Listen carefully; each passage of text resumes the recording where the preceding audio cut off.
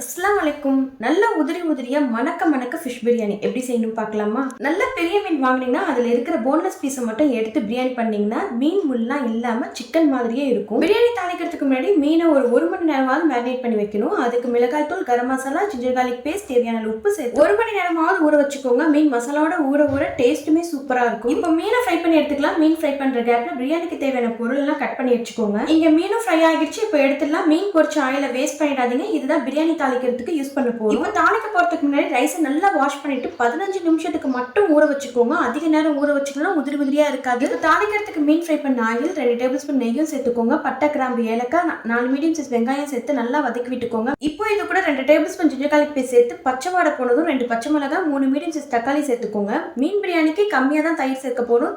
சேர்க்காம இருந்தாலும் பரவாயில்ல. தயிருக்கு பதில் 2 தக்காளி எக்ஸ்ட்ராவே சேர்த்துக்கோங்க. இப்போ தக்காளி நல்லா மசிஞ்சு இந்த அளவுக்கு வந்ததும் 1 டேபிள் ஸ்பூன் காஷ்மீர் மிளகாய் தூள், 2 டேபிள் ஸ்பூன் பிரியாணி மசாலா, 1 கைப்பிடி அளவுக்கு புதினா மல்லி சேர்த்து வதக்கி விட்டுக்கோங்க.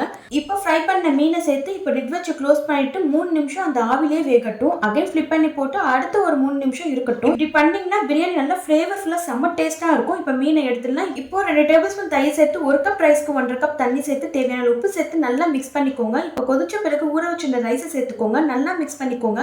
ஒரு தடவை ரைஸை போட்டு மிக்ஸ் பண்ணிட்டீங்கன்னா சும்மா மிக்ஸ் பண்ணிடாதீங்க. ரைஸ் நல்லா உடஞ்சிடும். 2 தடவை தான் மிக்ஸ் பண்ணணும். ரைஸை போட்டு ஒரு தடவை மிக்ஸ் பண்ணணும். அடுத்து ரைஸும் தண்ணியும் சேம் லெவல்ல வரும்போது ஒரு தடவை மிக்ஸ் பண்ணணும். ரைஸும் தண்ணியும் சேம் லெவல்ல வந்ததுக்கு அப்புறம் ஃப்ரை பண்ண மீனை ஜென்ட்லா வைங்க. அழுத்தி வைக்காதீங்க. கீழே பழைய தோசை தவா வச்சு 20 நிமிஷத்துக்கு லோ ஃபிளேம்ல தம் போட்டு ஸ்டவ் ஆஃப் பண்ணிட்டு உடனே ஓபன் பண்ணிடாதீங்க. அடுத்து 15 நிமிஷம் கழிச்சு தான் ஓபன் பண்ணணும். ஓபன் பண்ணி பார்த்தீங்கன்னா இந்த மாதிரி ரைஸ் குச்சா நிக்கணும். அப்பதான் பிரியாணி பெர்ஃபெக்ட்டா இருக்குன்னு அர்த்தம். இப்போ மீனை மட்டும் ஒரு பிளேட்டுக்கு மாத்தி சர்வ் பண்ணும் போது மீனை மேல வச்சு சாப்பிட்டீங்கன்னா 3 வார்த்தையில சொல்லணும்னா ஃபிளேவர்ஃபுல், பெர்ஃபெக்ட், டேஸ்டில ஃபிஷ் பிரியாணி ரெடி ஆயிடுச்சு. கண்டிப்பா ட்ரை பண்ணி பாருங்க. ட்ரை பண்ணிட்டு பிடிச்சிருந்தா லைக் பண்ணுங்க. மறக்காம ஷாஸ் கிச்சனை சப்ஸ்கிரைப் பண்ணிக்கோங்க.